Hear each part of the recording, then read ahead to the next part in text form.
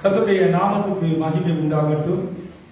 மறுபடியுமாய் தேவ பிரசன்னத்துல, தேவ சமூகத்துல உங்களை சந்திப்பதை குறித்து மிகுந்த மகிழ்ச்சி அடைகிறேன். ஆண்டவருடைய கிருபையினாலே நீங்கள் யாவரும் பாதுகாப்பா இருப்பீர்கள் என்று நான் நம்புகிறேன். வேதம் நமக்கு சொல்லுகிறது, தேவன் நம் பட்சத்தில் இருக்கிறபடினாலே நாம் அசைக்கப்படுவதில் என்று வேத வார்த்தைகள் நமக்கு சொல்லுகிறது. ஆகையினாலே நான் நம்புகிறேன், கிறிஸ்துவுக்குள்ள நீங்க யாவரும் சுகத்தோடு பலத்தோடு பாதுகாப்போடு இருப்பீர்கள் நம்புகிறேன். உங்களோடு கூட இந்த நாளிலே கர்த்தருடைய செய்தியை கொடுக்கும்படியாய் தேவன் கொடுத்த இந்த நல்ல நாளுக்காக நான் தேவனை ஸ்தோத்திரிக்கிறேன். கண்களை மூடி தலைகளை தாழ்த்தி ஜெபத்தோடு கூட கர்த்தருடைய வார்த்தையை நாம் தியானிக்கும்படியாக கடந்து வருவோம். நல்ல ஆண்டவரே, இந்த காலை வேளைக்காய் ஸ்தோத்திரம். மறுபடியும் ஒரு ஆசீர்வதிக்கப்பட்ட நல்ல வாரத்தின் முதலாவது நாளிலே உடைய சமூகத்தில் நாங்கள் அமர்ந்திருந்து உம்மை ஆராதிக்கவும் தொழுது கொள்ளவும் நீர் கொடுத்த நல்ல தயவுக்காய் ஸ்தோத்திரம். இப்பொழுது உடைய மெல்லிய சத்தத்தை கேட்கும்படியால் உடைய சமூகத்திலே காத்திருக்கிறோம். தேவனுடைய ஆவியானவர் எங்களோடு கூட பேசுகிறார். இதோ உடைய வார்த்தையை கேட்கும்படியாய் ஆண்டவரே, இந்த நாளிலும் அங்கே யூடியூப், பேஸ்புக் நேரலைகளும் கூட ஆண்டவருடைய வசனத்தை கேட்கும்படியாய் அமர்ந்திருக்கிறவர்கள் யாவரும் உடைய கரத்தில் ஒப்புக் கொடுக்கிறோம். அவருடைய வீடுகளிலே இந்த வல்லமையுள்ள வார்த்தைகள் கடந்து போகட்டும். அவருடைய வாழ்க்கையிலே ஜெயத்தையும் சுகத்தையும் ஆசீர்வாதத்தையும் விடுதலையும் இந்த வார்த்தைகள் கொண்டு வரட்டும். இதோ உடைய சமூகத்திலே அடியனாகி என்னை தாழ்த்துகிறேன், உங்களை உயர்த்துகிறேன். நீர் என்னோடு கூட இருந்து பேசுவீராக. இது ஒரு மனித சத்தமாய் வெளிப்படாதபடிக்கு தேவனுடைய ஆவியானவர் சபைக்கு சொல்லுகிறதை ஜனங்கள் கேட்கத்தக்கதாய் கிருபையாய் நீர் நடத்துவீராக. இதோ உடைய பாதத்துல எங்களை தரை மட்டும் தாழ்த்தி உங்களை உயர்த்தி மகிமையும் கனமும் துதியும் உமக்கே செலுத்தி ஒப்புக் கொடுத்து ஜெபிக்கிறோம் ஜீவனுள்ள நல்ல பிதாவே. ஆமென், ஆமென். எனக்கு பிரியமான சகோதரனை, சகோதரியே, இந்த நாட்களிலே நானும் நீங்களும் நின்று கொண்டிருக்கிற காலங்கள் உபத்திரமும் வியாகுலமும் பாடுகளும் நெருக்கங்களும் பலவிதமான போராட்டங்களும் நாம் கடந்து வந்தாலும் வேதத்திலே நாம் வாசித்து பார்க்கிற அருமையான வார்த்தைகள் நம்மை பலப்படுத்துகிறதுக்கு, நம்மை தைரியப்படுத்துவதற்கு அது போதுமானதாய் காணப்படுகிறது. ஆகையினாலே நாம் திருப்பிக் கொள்வோம். நீதிமொழிகளின் புஸ்தகம் 4வது அதிகாரம் 18வது வசனத்தை நாம் வாசிக்கிற பொழுது அந்த வார்த்தைகள் இப்படியாய் சொல்கிறது, நீதிமான்களுடைய பாதை நடுப்பகல் வரைக்கும் அதிகமாய் பிரகாசிக்கிற சூரிய பிரகாசம் போல் இருக்கும், துன்மார்க்கருடைய பாதையோ காரிருளை போல் இருக்கும், தாங்கள் இடதுகிறது இன்னதென்று அறியார்கள். இந்த வார்த்தைகளை நாம் வாசிக்கிற பொழுது 18வது வசனமும் 19வது வசனமும் பார்க்கிறோம். நீதிமானுடைய வாழ்க்கை குறித்தும் ஒரு துன்மார்க்கனுடைய வாழ்க்கை குறித்தும் அந்த வார்த்தைகள் நம்மோடு கூட பேசுகிறதை நாம் பார்க்கிறோம். எனக்கு பிரியமான சகோதரனே, சகோதரியே, வேதத்திலே நாம் வாசிக்கப்பட்ட இந்த வார்த்தைகள் படி பார்க்கிறோம், நீதிமானுடைய வாழ்க்கை எப்படி இருக்கும், ஒரு துன்மார்க்கனுடைய தேவனை அறியாத மனுஷனுடைய வாழ்க்கை எப்படி இருக்கும் என்பதை குறித்து இந்த வார்த்தைகள் நமக்கு சொல்லுகிறது. எனக்கு பிரியமான சகோதரனே, சகோதரியே, இந்த காலங்களிலே நானும் நீங்களும் சந்திக்கிற, கேட்கிற அல்லது நாங்கள் பேசுகிற காரியங்கள் என்னவென்று நாம் பார்ப்போமானால் அந்த காரியங்கள் நமக்கு அதிகமாய் சொல்லுகிற காரியம் என்ன? இந்த நாட்கள் நாங்கள் பார்க்கிறோம், நாங்கள் எதிலே நாங்கள் சேர்ந்து கூடி பேசினாலும் அல்லது ஒரு விசுவாசியை கண்டாலும் அல்லது அவிசுவாசியாக ஒரு மனுஷனை கண்டாலும் அல்லது நாங்கள் கேட்கிற செய்திகள், நாங்கள் கேட்கிற எல்லா விதமான இன்டர்நெட்ல நாம் பார்க்கிற காரியங்கள் எல்லாமே நாம் பார்க்கும் பொழுது சொல்லுகிற காரியங்கள் என்ன? எல்லாமே அது கர்த்தருடைய வார்த்தைக்கு எதிர்மாறாக அல்லது அது ஒரு தோல்வியான ஒரு காரியத்தை அல்லது ஒரு பயத்தை உண்டு பண்ணுகிற செய்தியாக தான் காணப்படுகிறது. அதனாலே உலகத்தில் இருக்கிறவர்கள் சொல்லலாம் இந்த விதமான காரியங்களை குறித்து, ஆனால் நானும் நீங்களும் என்ன சொல்ல வேண்டும், என்ன பேச வேண்டும் என்பதை குறித்து நாளிலே வேதத்தில் இருந்து சில வார்த்தைகளை கற்றுக்கொள்ள போகிறோம். அதனாலே உலகத்தார் சொல்லுவார்கள், கேட்கிற வார்த்தைகள், பேசுகிற காரியங்கள் என்னவென்றால், நாங்கள் கேட்கிற காரியங்கள் அதிகமாக வர வர தொற்று அதிகரித்துக் கொண்டிருக்கிறது, வர வர அங்கே மரண எண்ணிக்கை அதிகரித்துக் கொண்டிருக்கிறது, வர வர அங்கே பார்க்கிறோம் பஞ்சங்கள் அதிகரித்துக் கொண்டிருக்கிறது, அங்கே பார்க்கிறோம் பலவிதமான நெருக்கங்களிலே ஜனங்களும் தேசங்களும் நாடுகளும் ராஜாக்களும் கடந்து போகிறார்கள். அநேகர் இன்றைக்கு அங்கலாய்த்துக் கொண்டிருக்கிறார்கள். காரணம் என்ன? இந்த போராட்டம், இந்த வியாதி, இந்த நெருக்கங்கள் வர வர கூடிக்கொண்டே இருக்கிறது என்று சொல்லி அநேக விதத்திலே நானும் நீங்களும் பேசுகிறதை காண்கிறோம், கேட்கிறோம். நாங்களும் கூட சேர்ந்து சில காரியத்தை பேசிக் கொண்டிருக்கிறோம். எனக்கு பிரியமான சகோதரனே, சகோதரியே, இந்த பூமியிலே வாழுகிற நீதிமானுக்கும் அவிசுவாசிக்கும் துன்மார்க்கனுக்கும் தேவன் வேறு வேறு காரியங்களை வைத்திருக்கிறார். ஆகையினாலே துன்மார்க்கனை பார்த்து சொல்லுகிற காரியத்தை நாம் பார்க்கிற பொழுது, துன்மார்க்கனுடைய பாதை காரிருளை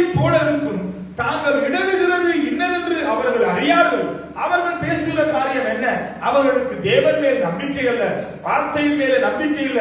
கர்த்தரை அறியாத இருதயம் உள்ள ஜனங்கள் அவர்களுடைய வாழ்க்கையில எப்பொழுதும் அவர்கள் எதிர்மறையாக அல்லது அவர்கள் அவிசுவாசமான நம்பிக்கையற்ற காரியங்களை வார்த்தைகளை பேசுகிறவர்களாய் காணப்படுவார்கள்.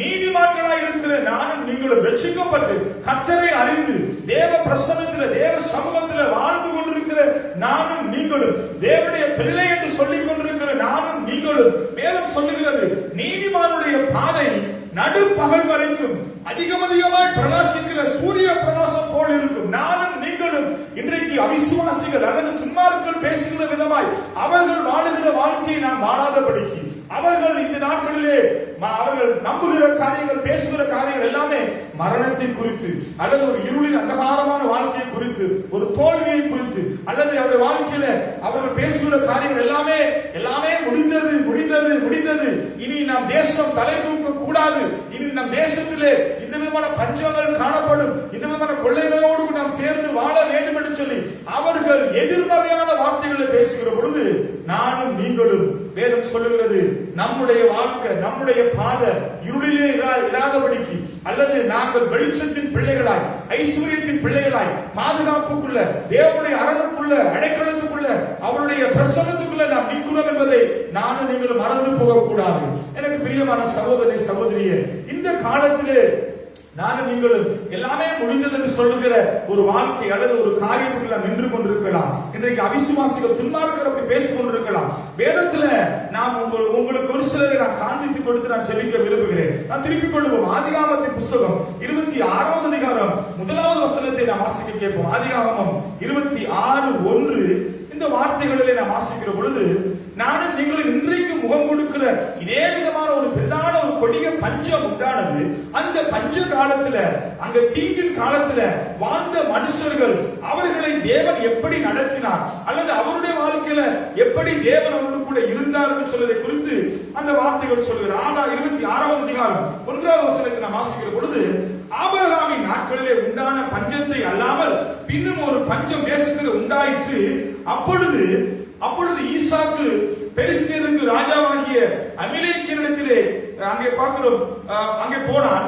கர்த்தர் அவர் தரிசனமாகி எகிப்துக்கு போகாமல் நான் உனக்கு காண்பிக்கிற தேசத்துக்கு போ என்று சொல்லி அந்த வார்த்தைகளை சொல்கிறதை பார்க்கிறோம். இன்றைக்கு பார்க்கிறோம், இந்த ஆபிரகாமுடைய நாட்களில் உண்டான பஞ்சத்தை அல்லாமல் பின்னும் ஒரு பஞ்சம் தேசத்தில் உண்டாயிற்று. இன்றைக்கு நானும் நீங்களும் பஞ்சமான ஒரு காலங்கள், சாப்பாட்டு பற்றாக்குறை, வருமான பற்றாக்குறை அல்லது ஏற்றுமதி இறக்குமதி இல்ல, உணவு பற்றாக்குறை, இனி வரும் காலங்கள் இதைவிட பரிதான பஞ்சத்துக்குள்ளே கஷ்டத்துக்குள்ளே வேதனைகளுக்குள்ளே நாம் கடந்து போக வேண்டும் என்று சொல்லி பலர் நானும் நீங்கள் பேசிக் கொண்டிருக்கிறோம். எனக்கு பிரியமான சகோதரி சகோதரியே, இப்படிப்பட்ட பஞ்சத்தை நம்முடைய மூதாதையர்களும் முகம் கொடுத்தார்கள். அவர்களும் இப்படிப்பட்ட காலங்களிலே கடந்து வந்தார்கள்.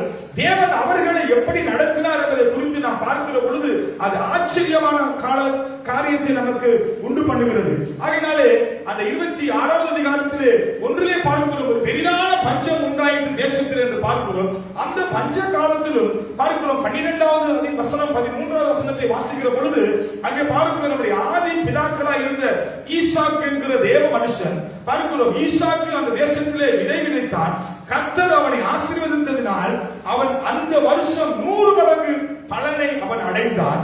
அவன் ஐஸ்வர்யவனாகி வரவர விருத்தி அடைந்து மகா பெரியவனானான். அவனுடைய ஆட்டு மந்தையும் மாட்டு மந்தையும் அநேக பணிவிடைக்காரர்களும் இருந்தபடினாலே பெலிஸ்தியர் அவன் பேரில் பொறாமை கொண்டார்கள். இந்த வார்த்தைகளை நாம் வாசிக்கிற பொழுது இந்த ஈசாக்கு என்கிற தேவ மனுஷன் அந்த பஞ்ச காலத்திலும் அவன் விதை விதைத்த பொழுது 100 மடங்கு அவன் அறுவடை செய்தான்.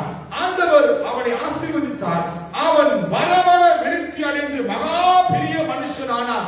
அவனுடைய சொத்துக்கள் சம்பத்துக்கள் அங்கே ஆசீர்வாதமாக இருந்தது என்று சொல்லி இந்த வார்த்தைகள் சொல்லுகிறது.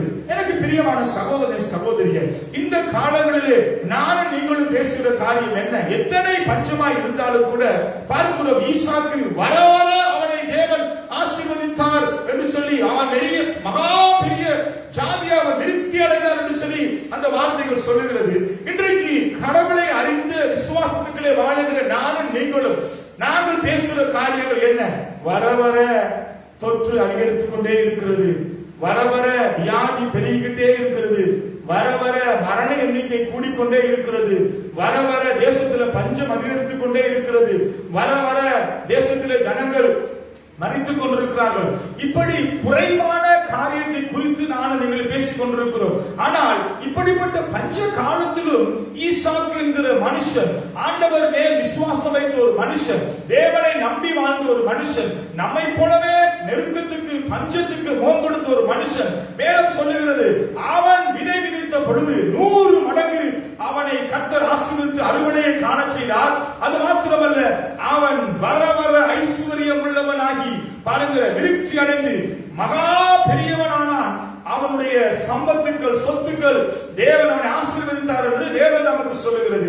எனக்கு பிரியமான சகோதரனே சகோதரியே, இந்த காலங்களிலே கடவுளை நம்பி வாழுகிறோம் என்று சொல்லுகிற நானும் நீங்களும் நம்முடைய வாழ்க்கையில ஏற்படுகிற இந்த நெருக்கங்களிலே இருந்து ஆண்டவர் நம்மை பார்த்து சொல்லுகிற காரியம் என்ன?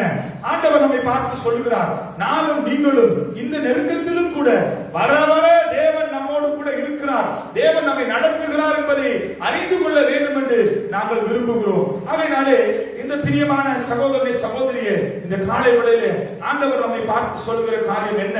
இப்படிப்பட்ட நெருக்கங்கள், பஞ்சங்கள், பாடுகள், போராட்டங்களுக்கு மத்தியிலே நாம் நின்று கொண்டிருந்தாலும் ஆண்டவருடைய வேதம் சொல்லுகிறது, உலகத்திலே உபத்திரவம் உண்டு, ஆனாலும் விடங்கொள்ளுங்கள், நான் உலகத்தை ஜெயித்து நான் உங்களோடு இருக்கு.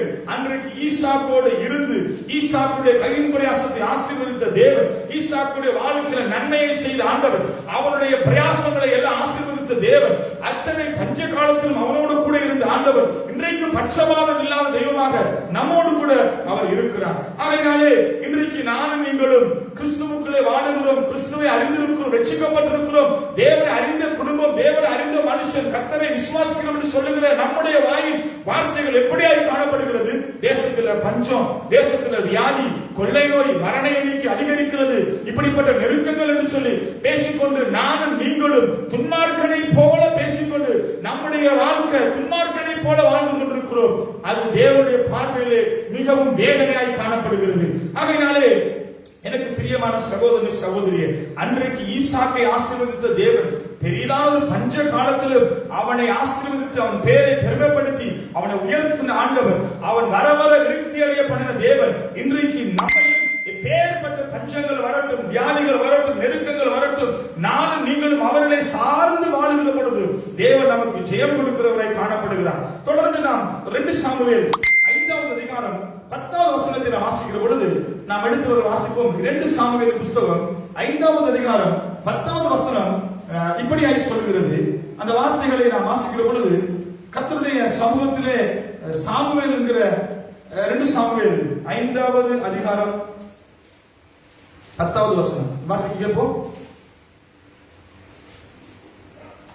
தாவீது நாளுக்கு நாள் விருத்தி அடைந்தான், சேனைகளின் தேவனாகிய கர்த்தர் அவனோட கூட இருந்தார். பாருங்க, அங்கே பாருங்க, ஈசாக்கை தேவன் விருத்தி அடைய பண்ணினார்.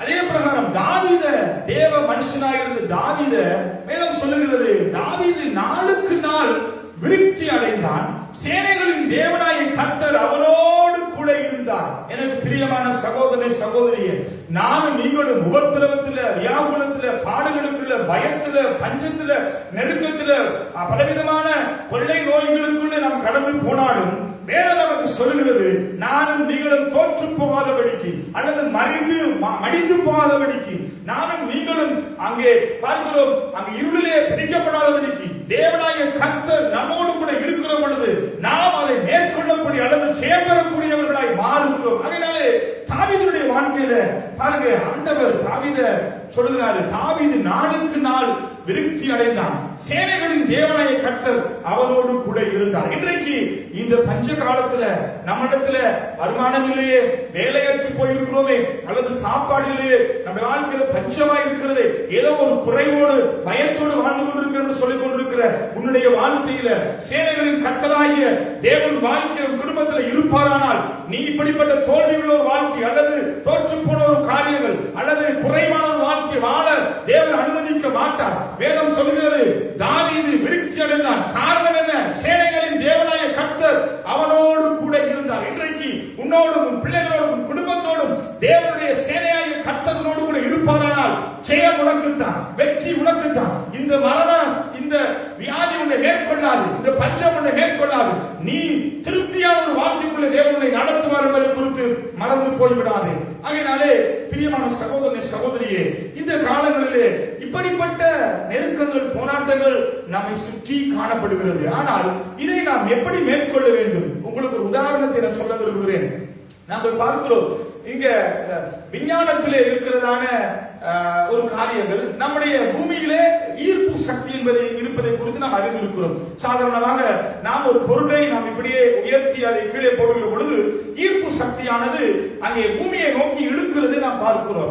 இப்படிப்பட்ட ஈர்ப்பு சக்தி அதை நாமாலே மேற்கொள்ள முடியாது. எங்கே இருந்து நாம் போட்டாலும் அது கீழே தான் வர வேண்டும். அதுதான் அங்கே அதனுடைய நியமனம், அதனுடைய விஞ்ஞானத்தினுடைய அந்த சான்றுகள் நமக்கு கொடுக்கிறது. ஆகையினாலே பூமியை நோக்கி இழுக்கிற ஒரு ஈர்ப்பு சக்தி இருக்கிற பொழுது பார்க்கிறோம், இதை எதிர்த்து அதை முன்னோக்கி சொல்லக்கூடிய ஒரு காரியம் நமக்குள்ளே காணப்பட வேண்டும். ஆகையினால உங்களுக்கு சொல்ல விரும்புகிறேன், நாங்கள் பார்க்கிறோம், நாங்கள் பார்க்கிற பிளைட் பார்க்கிறோம், தொன் கணக்கான பாரத்தை ஏற்றுக்கொண்டு அல்லது பலவிதமான பொதிகளை ஏற்றுக்கொண்டு ஆயிரக்கணக்கான பிரயாணிகளை ஏற்றுக்கொண்டு நாம் பார்க்கிறோம், அந்த ஈர்ப்பு சக்தியை எதிர்த்து கொண்டு அதை கிழித்துக் கொண்டு அது மேல் நோக்கி அங்கே புறப்பட்டு போகிறதை நாம் பார்க்கிறோம்.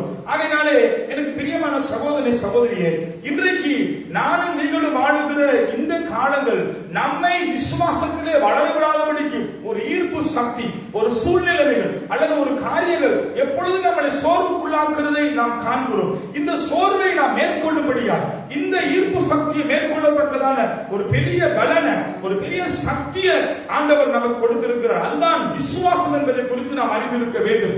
அதனால இதுதான் நீதிமானுடைய சக்தியாய் காணப்படுகிறது.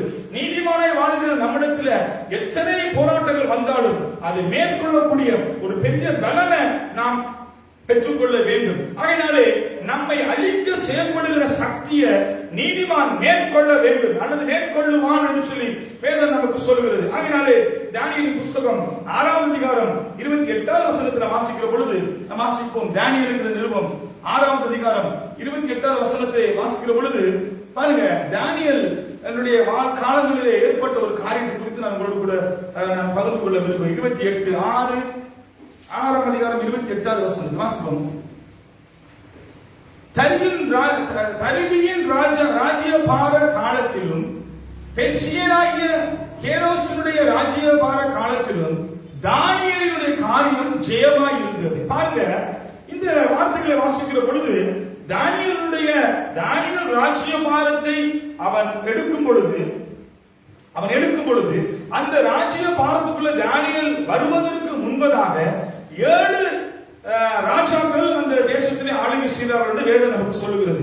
அதுக்கு முன்பதாய் ராஜ்யபாரத்தில் இருந்த 7 ராஜாக்களும் அங்கே அந்த தேசத்தை, அந்த நாட்டை சரியா நடத்த முடியாம அல்லது அவங்களுடைய வாழ்க்கையில ஒரு ஜெயமான ஒரு ராஜ்யத்தை கட்டி எழுப்ப முடியாதபடிக்கு பல தடைகள் காணப்பட்டது. ஆனாலும் அத்தனை தடைகளுக்கு மத்தியில தானியேலுடைய காரியமோ அங்கே ஜெயமா இருந்தது என்று நாம் வாசித்து பார்க்கிறோம். அதனாலே சூழ்நிலைகளை பார்த்து நாம் சோர்ந்து போகாதபடிக்கு அங்கே பார்க்கிறோம், தானியேலுடைய காரியங்கள் ஜெயமா இருந்ததற்கு காரணம் என்னவென்றால் தானியேல் தேவனே நம்பி இருந்தான். தானியேலுடைய வாழ்க்கையில அவன் தேவனே மையமாக வைத்து தேவனையே பின்பற்றி வாழ்ந்தான். அதனாலே அவனுடைய வாழ்க்கையில தானியேலுடைய ராஜ்யத்தின் காரியங்கள் எல்லாமே ஜெயமாய் இருந்தது. எந்த ஆட்சி இருந்தாலும் போனாலும் தேவனுடைய ஆட்சிக்குள்ளே இருக்கும் போதுதான் நானும் நீங்களும் ஆசீர்வதிக்கப்பட்டவர்களாய் காணப்பட வேண்டும். ஆகையினாலே எனக்கு பிரியமான சகோதர சகோதரியே, இந்த ஈசாக்கு, தாவீது, தானியேல் இவர்களுடைய வாழ்க்கையிலே சரித்திரத்திலே பார்க்கிற பொழுது அவர்கள் தேவனே வைத்த வைராக்கியத்தினாலே அவர்கள் ஜெயம் பெற்ற ஒரு வாழ்க்கையை வாழ்ந்தார்கள். ஆகையினாலே நானும் நீங்களும் ஒருவேளை சொல்லிக் கொண்டிருக்கலாம், நாங்களும் விசுவாசிக்கிறோம், நம்புகிறோம், சபைக்கு போகிறோம், ஆண்டவரை அறிந்திருக்கிறோம், சத்தியத்தை அறிந்திருக்கிறோம், திருச்சபையில் அங்கத்தவர்களாக இருக்கிறோம், ஊழியம் செய்கிறோம், அல்லது சபையில இத்தனை வருஷமா ஒரு விசுவாசியாக வாழ்ந்து கொண்டிருக்கிறோம்.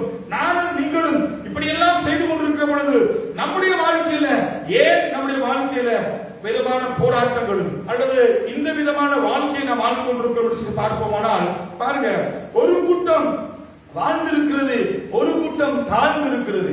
ஆகையினாலே இந்த காலத்துல நானும் நீங்களும் தாழ்ந்திருப்போம் இருப்போமானால் அதனுடைய காரியத்தை குறித்து நாம் சற்று சிந்திக்க வேண்டும்.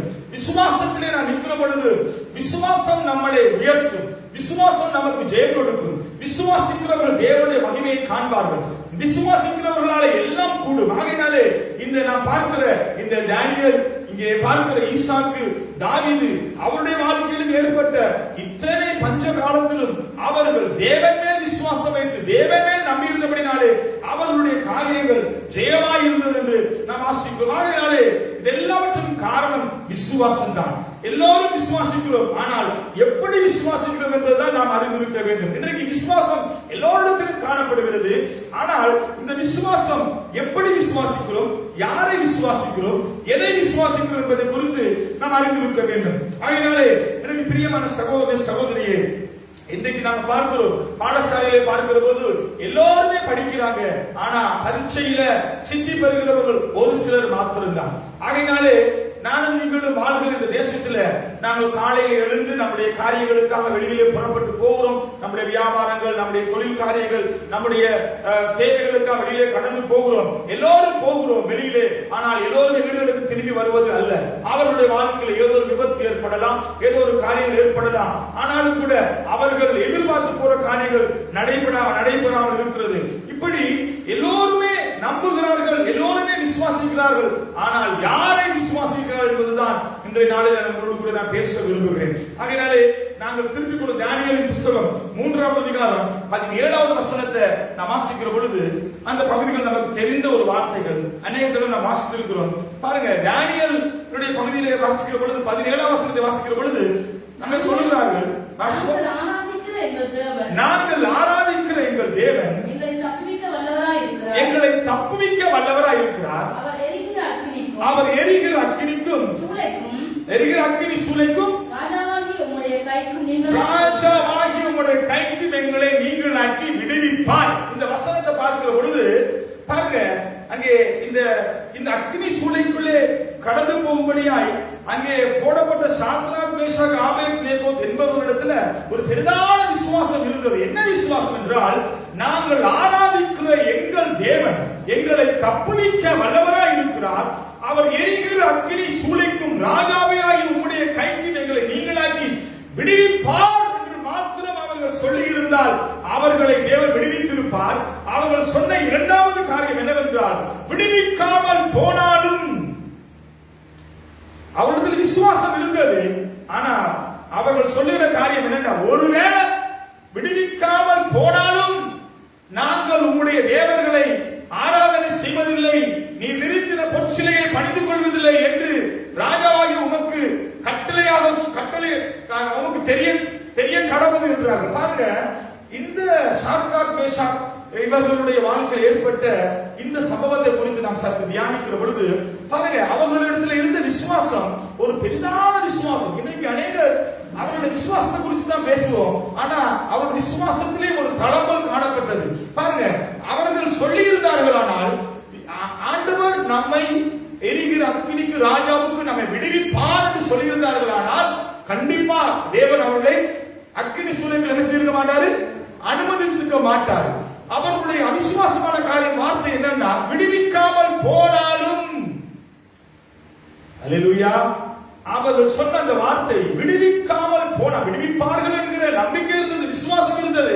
ஆனா அவர்கள் பேசுற வார்த்தை என்னவென்றால், சில வேளையில விடுவிக்காமல் போனாலும் என்று சொன்ன பொழுது ஆண்டவர் அவர்களை அக்கினி ஜுவாலையிலே எரிகிற அக்கினிக்கு ராஜாவுக்கு அவன் கைக்கு நீங்களாக்கி விடுவிக்க போதுமான தேவன் என்ன செய்கிறார் என்றால், அவர்களை அங்கே அந்த அக்கினி ஜுவாலைக்கு அவர்களை அனுமதிக்கிறதை நாம் பார்க்கிறோம். ஆகையினாலே எனக்கு பிரியமான சகோதரனே, சகோதரியே, அக்கினியிலே போடப்பட்டார்கள்.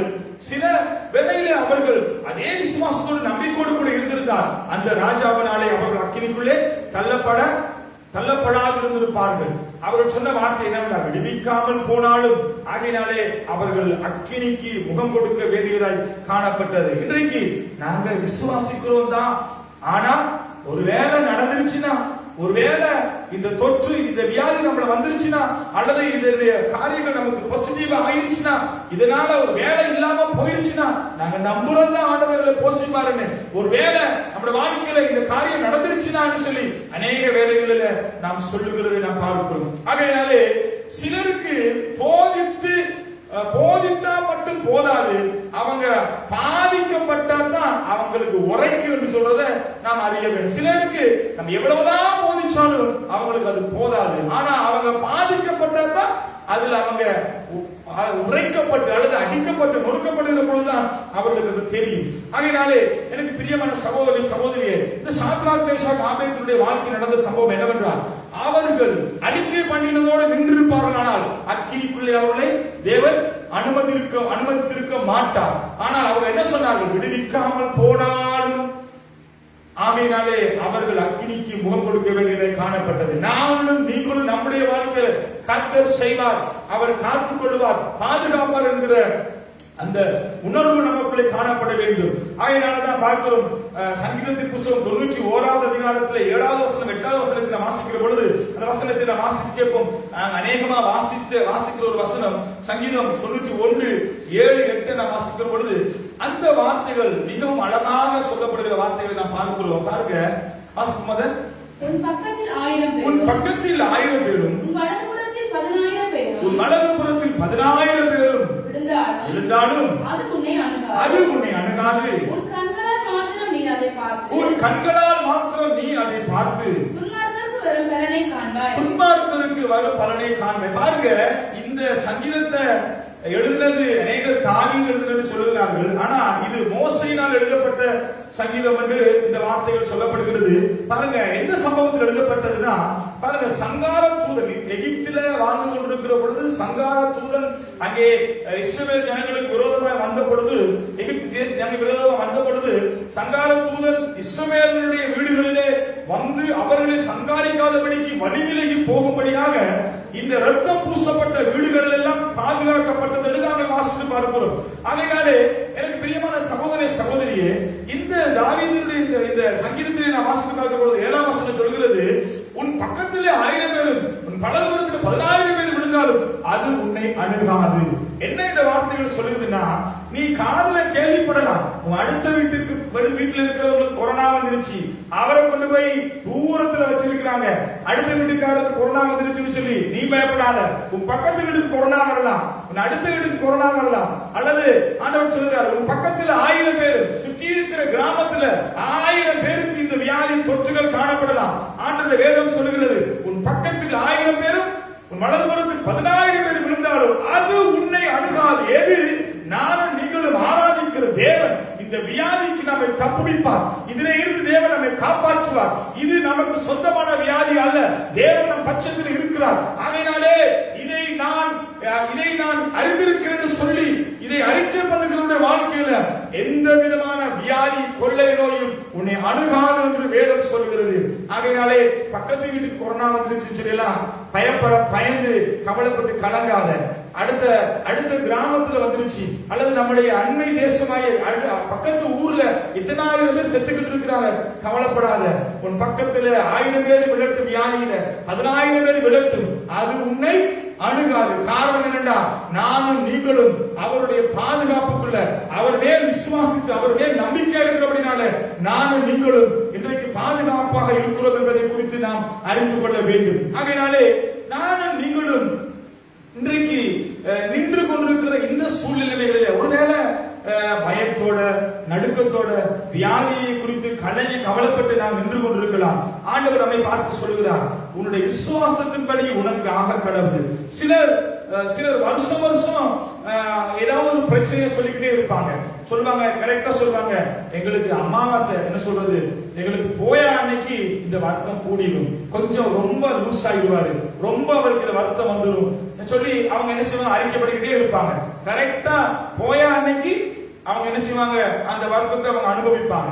என்ன சொல்லுவாங்கன்னா, இல்ல போயா வந்தா கொஞ்சம் அவருக்கு கொஞ்சம் கூடிடும், அல்லது இந்த வருத்தம் கொஞ்சம் கூடிடும், இந்த ரேஷ் அப்படியே கூடிடும், இந்த புண்ணு அப்படியே கொஞ்சம் உரத்துடும், என்னன்னா இன்னைக்கு போயாதானே. இது அவங்களுடைய விசுவாசம். இதை சொல்லியே அவங்க வாழ்நாள் முழுக்க சொல்லுங்க, போயா வரும்போதெல்லாம் அந்த அந்த விதமான வியாதியை, அந்த விதமான வேதனைக்கு அவங்க முகம் கொடுப்பாங்க. அப்படியே பார்க்கிறோம். சிலர் சொல்றாங்க, போன வருஷம் எனக்கு இப்படித்தான் இருந்துச்சு, அதே மாதிரி இந்த வருஷமும் வருஷம் இந்த பிரச்சனை எனக்கு வந்துருது சொல்லி அவங்க விசுவாசம் என்னன்னா, வருஷம் இது எனக்கு இந்த தாக்கம் எனக்கு வந்துகிட்டே இருக்கு சொல்லி விசுவாசிக்கிறாங்க. அதனாலே இந்த வியாதி அல்லது இந்த பிரச்சனை குறித்து நானும் நீங்கள் விசுவாசத்தோடு அறிக்கை பண்ண வேண்டும். எனக்கு சொந்தமான வியாதி அல்ல, இதை குறித்து நான் பயப்பட மாட்டேன். ஏன்னா வேதம் சொல்லுகிறது, அவருடைய தழும்புகள் நாம் குணமானோம், அவர் நம் பட்சத்தில் இருக்கிறான்னு சொல்லுகிற அந்த அறிவு, அந்த விசுவாசம் நமக்குள்ளே காணப்பட வேண்டும். அதனாலே இந்த விசுவாசம் அவர்களுடைய துன்மார்க்குடைய விசுவாசம் என்ன? அவர்கள் அறிக்கைப்படுகிறது பேசுகிற காரியம் என்ன? அங்கே தொற்று கூடிருச்சு, வியாதி கூடிருச்சு, மரணம் எண்ணிக்கை கூடிருச்சு, அங்க பஞ்சம் இங்க பஞ்சம், இன்னும் போற காலத்தை பார்த்தா நம்மளால வாழ முடியாது, இதோட தான் வாழ வேண்டியிருக்கும் சொல்லி இதே குறித்து பேசிக்கிட்டு அதுக்கே அவர்கள் மெருகூட்டி கொண்டிருப்பார்கள். அதனாலே நம்ம விசுவாசம் எப்படிப்பட்டது? நான் உங்களுக்கு ஒரு 3 காரியத்தை குறித்து நான் பேச விரும்புகிறேன். வேதத்துல யவீர் என்கிறதான ஒரு மனுஷனை குறித்து நாம் அறிந்திருக்கிறோம். பாருங்க, யவீருடைய விசுவாசம் எப்படி இருந்ததுன்னா, பாருங்க, யவீர் சொல்றாரு, நீங்க என் வீட்டுக்கு வாங்க, என்னுடைய மகள் இப்படி பலவீனமா இருக்கிறா, நீங்க என் வீட்டுக்கு வந்து அவளுக்கு கையை வச்சு ஜெபிங்க, அப்பொழுது சுகமாவார்னு சொல்லி யவீர் ஆண்டவரை பார்த்து சொல்லுகிற பொழுது அங்கே பார்க்கிறோம், ஆண்டவர் அவருடைய விசுவாசத்தை கண்டு அங்கே போக தாமதித்த பொழுது நடந்த காரியங்கள் நாம் அறிந்திருக்கிறோம். அதே மாதிரி நூற்றுக்கு அதிபதி என்கிற ஒரு மனுஷனும் தன்னுடைய வேலைக்காரன் வியாதிப்பட்டிருக்கிறான், அவனுக்காக அவனுடைய சுகத்துக்காக ஆண்டவரை தேடி வருகிற பொழுது அந்த நூற்றுக்கு அதிபதி ஆண்டவரை பார்த்து சொல்லுறாருன்னா, ஆண்டவரே நீங்க என் வீட்டுக்கு வர வேணாம், ஒரு வார்த்தை சொன்னா மட்டும் போதும், என் வேலைக்காரன் சுகமாகிடுவான். பாருங்க, யவீருடைய விசுவாசம் எப்படி இருந்துச்சு? நீங்க வீட்டுக்கு வந்து என் பிள்ளையை தொட்டு ஜெபிக்கணும், அப்பதான் என் பிள்ளை சுகமாகும். பாருங்க, ஆனா நூற்றுக்கு அதிபதி சொல்லுறான், நீங்க வரவே வேண்டாம், ஒரு வார்த்தை சொல்லுங்க, அவன் குணமாகிடுவான். அதே மாதிரி 12 வருஷம் பெரும்பாடுள்ள ஸ்திரீ, இவங்க 2 பேருடைய விசுவாசத்தை பார்க்கிறோம். அவளுடைய விசுவாசம் ஒரு வித்தியாசமா இருந்தது. அவள் சொல்லுகிறார், நான் இயேசு வண்டியில போகவும் தேவையில்லை, கூப்பிடவும் தேவையில்லை, பேசவும் தேவையில்லை, அவருடைய வஸ்திரத்தில் ஓரத்தை தொட்டா நான் சுகமாவேன். பாருங்க, இந்த 3 விசுவாசத்தை உங்களுக்கு முன்பதாக நான் வைக்க விரும்புகிறேன். இவர்களுடைய விசுவாசத்தின்படி அவர்களுக்கு தேவன் அற்புதங்களையும் அடையாளங்களையும் செய்தார். பெரும்பாலுடைய ஸ்திரீ போய் தொட்டால் அந்த இடத்திலே வல்லமை புறப்பட்டு போனது, அவள் சுகமடைந்தாள் என்பதை நான் குறித்து வாசித்து பார்க்கிறோம். ஆண்டவர் அவளை பார்த்து சொல்லுகிறார், உன் விசுவாசம் உன்னை ரட்சித்தது, போ சுகமாயிரு, சமாதானத்தோடு போன்னு சொல்லி சொன்ன காரியத்தை நானும் நீங்களும் அறிந்திருக்கிறோம். எனக்கு பிரியமான சகோதரி சகோதரியே, வஸ்திரத்தின் ஓரத்தை தொட்ட பொழுது அவள் சுகமடைந்தாள். இவரோ அறிந்து கேட்கிறார், என் வீட்டுக்கு வாங்க, இயேசுவே வந்து என் பிள்ளைக்காக ஜெபிங்க. ஆனா நூற்றுக்கணக்கில் சொல்லுகிறார், நீங்க வரவே வேண்டாம், நீங்க சொன்னா மாத்திரம் போது. இன்றைக்கு இப்படிப்பட்ட வித்தியாசமான விசுவாசத்தை நம் வேதத்திலே காண்கிறோம். நம்முடைய விசுவாசம் எப்படி இருக்கிறது? 91வது சங்கீதம் 5-6 வசனங்களை வாசிக்கிற பொழுது அந்த வார்த்தைகள் இப்படியே சொல்கிறது, இரவில் உண்டாகும் பயங்கரத்திற்கும், பகலில் பறக்கும் அம்புக்கும், இருளில் நடமாடும் கொள்ளை நோக்கும், மத்தியானத்தில் படும் சங்காரத்துக்கு நான் பயப்படாதிருப்பேன். இன்றைக்கு நம்ம விசுவாசம் எப்படி இருக்குது? எல்லாத்தையும் குறித்து பயம் இல்லையா? நம்ம கடைக்கு போனா, வெளியில போனா பயம், மாஸ்க் இல்லாம போனா பயம், இப்படி எல்லா பயம். நமக்கு தேவ ஞானத்தை கொடுத்திருக்கிற, நாம கவனமாக இருக்க வேண்டும். ஆனாலும் கூட இந்த விசுவாசம் நமக்குள்ளே காணப்படுகிறதா? அந்த விசுவாசம் என்ன? இரவில் உண்டாகும் பயங்கரத்திற்கும், பகலில பறக்கும் அம்புக்கும், இருளில் நடமாடும் கொள்ளை நோக்கி, மத்தியானத்திற்கும் சங்காரத்திற்கும் நான் பயப்படாதிருப்பேன் என்று சொல்லி இந்த வார்த்தைகள் சொல்கிறது. ஆகையினாலே எனக்கு பிரியமான சகோதரனே சகோதரிகளே, வேதம் சொல்கிறது, நானும் நீங்களும் எல்லா விதமான கொள்ளை நோக்கி பயப்படாதவர்களாக இருந்து நாம் வாழ வேண்டும். ஆகையினாலே நாம சொல்லலாம், இன்றைக்கு நம்ம என்ன சொல்றோம்னா, அது கொரோனா வரத்தான் செய்யும், வந்த மாதிரி 14 நாள் அது போயிடும், அதெல்லாம் கொஞ்சம் சொல்லி கவலைப்படாதீங்க, அது இப்படித்தான் வந்துட்டு போகும். நாம என்ன சொல்லணும்? இரவில் உண்டாகும் பயங்கரத்திற்கும், பகலில் பறக்கும் அம்புக்கும், இருளில் நடமாடும் கொள்ளை நோய்க்கும், மத்தியானத்தில் படும் சங்காரத்துக்கு நான் பயப்படாதிருப்பேன், கொரோனாவுக்கு பயப்படாதிருப்பேன், வியாதிக்கு பயப்படாதிருப்பேன், பஞ்சத்துக்கு பயப்படாதிருப்பேன், வருகிற காலங்களுக்கு பயப்படாதிருப்பேன். காரணம், கர்த்தரின் பட்சத்தில் இருக்கிறார், அவர் என்னை பெருக பண்ணுவார், வளர செய்வார், அவர் என்னை நடத்துவார் சொல்லி சொல்லக்கூடிய இருதயம் நமக்குள்ளே காணப்படுகிறதா? அந்த விசுவாசம் நமக்குள்ளே காணப்படுகிறதா? நாங்க என்ன சொல்றோம்? அது ஒண்ணும் பிரச்சனை இல்லை, வந்தா என்ன செய்யறது? சிலர் கொரோனா வந்தா டூர் போறோம்னு சொல்றாங்க. நாங்க போய் நல்லா டூர் மாறி போய் உட்கார்ந்து இருந்துட்டு நல்லா 3 நேரம் சாப்பாடு கொடுக்குறாங்க, பார்க்காத இடத்துல போய் பார்த்துட்டு உட்கார்ந்து இருந்துட்டு வராங்க. சிலர் டூர் போறதே சொல்ல மாட்டேங்கிறாங்க, ரகசியமா டூர் போயிட்டு வராங்க. ரகசியமா கொரோனா வந்துச்சுன்னா யாருக்கும் தெரியக்கூடாதுன்னு சொல்லி போயிட்டு வராங்க. ஆனா இங்க வேதம் என்ன சொல்லுதுன்னா, நாங்க இன்னைக்கு நம்ம கிறிஸ்தவங்களுக்கு நாம பேசிக்கிட்டு இருக்கிறோம், அது வர்ற மாதிரி வந்து போற மாதிரி போயிடும். அது வந்தாத்தான் இன்னும் அதை சொல்லி பயப்பட தேவையில்லை, அது வருன்னு தான் நம்ம சொல்றோம். ஆனா வேதம் நமக்கு சொல்லுகிறது அது நமக்கு என்ன செய்யாது, வராது. அது நமக்கு சொந்தமான வியாதி அல்ல. அதனாலே இன்றைக்கு இந்த விசுவாசம் நமக்குள்ள காணப்பட வேண்டும். அதனாலே நான் உங்களோடு கூட எபிரேயர் நிருபம் 11ஆம் அதிகாரத்துல ஒரு சில காரியத்தை சொல்லி நான் ஜெபிக்க விரும்புகிறேன். பாருங்க, இன்றைக்கு இந்த விசுவாசம் நானும் நீங்களும் நம்மிடத்துல காணப்படுகிற விசுவாசம் நமக்கு ஜெயப்படுகிற விசுவாசம் காணப்படுகிறதா, அல்லது நானும் நீங்களும் விசுவாசிக்கிறோம் என்கிற பெயர்ல, அல்லது நம்முடைய பெயர்கள் பேசுகிற வார்த்தைகள் எப்படி காணப்படுகிறது? அதனாலே நாம் திருப்புவோம் எபிரேயர் நிருபம் 11ஆம் அதிகாரம் 32வது வசனத்தை வாசிப்போம். எபிரேயர் 11:32. பின்னும் நான் என்ன சொல்வேன்? கிதியோன், பாராக், சிம்சோன், யெப்தா, தாவீது, சாமுவேல் என்பவர்களை தீர்க்கதரிசிகளை குறித்து நான் விவரம் சொல்ல வேண்டுமா? காலம் போதாது. காலம் சொல்றாரு, வசனம் சொல்லுது, பின்னும் நான் என்னத்தை சொல்லுவேன்? கிதியோன், பாராக், சிம்சோன், யெப்தா, தாவீது, சாமுவேல் என்பவர்களையும் தீர்க்கதரிசிகளை குறித்து விவரமாய் சொல்ல வேண்டுமானால் காலம் போதாது. ஏண்டா அவர்கள் எல்லாம் விசுவாசத்தில் அந்த அளவுக்கு வைராக்கியமா வாழ்ந்தவர்களாம். அதனால 2:33 சொல்லுது, வாசிப்போம். விசுவாசத்தினாலே அவர்கள் ராஜ்யங்களை ஜெயித்தார்கள், நீதியை நடப்பித்தார்கள், வாக்குத்தத்தங்களை பெற்றார்கள். பாருங்க, நான் மேல சொல்லப்பட்ட இந்த தீர்க்கதரிசிகள், இந்த தேவ மனுஷர்கள் என்ன செஞ்சாங்கன்னா, அவங்களுக்கு நம்மை போல உபத்திரவ காலம் வந்தது, வியாகுல வந்தது, வியாதிகள் வந்தது, கொள்ளைவை வந்தது, பஞ்சம் வந்தது, யுத்தம் வந்தது, இப்படி எத்தனையோ காரியங்களுக்கு அவர்கள் முகம் கொடுத்தார்களா. ஆனா அவர்கள் என்ன செய்தார்கள்? விசுவாசத்தினால அவர்கள் ராஜ்யங்களை ஜெயித்தார்கள், நீதியாய் நடப்பித்தார்கள், வாக்குத்தத்தங்களை பெற்றுக் கொண்டார்கள், சிங்கத்தின் வாயை அடைத்தார்கள். இன்றைக்கு பழைய நம்முடைய மூதாதையர்களும் நம்மை போலவே இப்படிப்பட்ட பாடு உள்ள மனிதர்களாய் வாழ்ந்தார்கள். அவர்களும் உபத்திரவங்களுக்கு முகம் கொடுத்தார்கள், அவர்களும் வேதனைகளுக்கு கண்ணீர்களுக்கு முகம் கொடுத்தார்கள். ஆனால் அவர்கள் எப்படி ஜெயம் பெற்றார்கள்? விசுவாசத்தினாலே என்று சொல்லி இந்த வார்த்தைகள் சொல்கிறது. 34ஆம் வசனத்தை வாசிப்போம். அக்கினியின் உக்கிரத்தை பாருங்க, சிங்கத்தின் வாயை அடைத்தார்கள், அக்கினியின் உக்கிரத்தை அவித்தார்கள், பட்டயத்துக்கு கருக்குக்கு தப்பினார்கள், பலவீனத்தில் பலம் கொண்டார்கள், யுத்தத்தில் வல்லவரானார்கள், அந்நியருடைய சேனைகளை முறியடித்தார்கள். பாருங்க, சிங்கத்தின் வாயை கட்டினாங்களா, அக்கினிய அவிழ்த்து போட்டாங்களா, பட்டயத்துக்கு தப்பினாங்களா. இந்த காலத்துல நமக்கு இருக்கிற பட்டயம் இந்த கொள்ளை நோய். அன்றைக்கு அவங்களுக்கு இருந்த பட்டயம் என்னன்னா யுத்தம். அங்கே பாருங்க, பெரிதான யுத்தங்களுக்கு முகம் கொடுத்தார்கள், யுத்தத்திலே அவர் ஜெயம் பெற்றார்கள். அவருடைய வாழ்க்கையில பலத்த காரியத்தை அவர்கள் செய்தார்கள், பலவீனத்திலே பலம் கொண்டார்கள், யுத்தத்திலே வல்லவரானார்கள், அந்நியருடைய சேனைகளை எல்லாம் முறியடித்தார்கள். 35 ஸ்திரீகள் சாக கொடுத்த தங்களுடையவர்களை உயிரோடு எழுந்திருக்க ஸ்திரீகள் சாக கொடுத்த தங்களுடையவர்களை உயிரோடு எழுந்திருக்க பெற்றார்கள். ஓகே, நான் பார்க்கிறோம். இந்த காரியத்தை வாசிக்கிற பொழுது நான் நேரே சொல்லப்பட்ட தாவீது, சாமுவேல் என்பவர்கள், பாராக், சிம்சோன், கிதியோன், யெப்தா, இப்படிப்பட்ட தீர்க்கதரிசிகளுடைய வாழ்க்கையிலும் குடும்பங்களிலும் அவர்கள் முகம் கொடுத்த இப்பேற்பட்ட யுத்தங்கள், கொலை நோய்கள், பரவிதான பஞ்சங்களுக்கு முகம் கொடுத்த பொழுதெல்லாம் அவர்கள் ஜெயம் பெற்றதுக்கு என்ன காரணம் என்றால், வேதம் சொல்லுகிறது, சிங்கங்களின் வாயை அடைத்தார்கள், அக்கினியின் உக்கிரகத்தை அவிழ்த்து போட்டார்கள், பட்டயத்துக்கு தப்பினார்கள், பலவீனத்திலே பலம் கொண்டார்கள், யுத்தத்திலே வல்லவர்களானார்கள், அந்நிய சேனைகளை முறியடித்தார்கள்.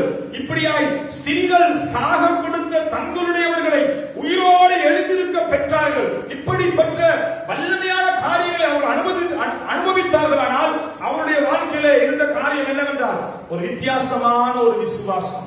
தேவன் மேல் வைத்திருந்த அந்த விசுவாசம் அவர்களுக்கு அவர்களுடைய பெயர்களை இந்த வேத புத்தகத்தில் எழுதி வைத்து நமக்கு சான்றுகளாக இன்றைக்கு வைக்கப்பட்டிருக்கிறது.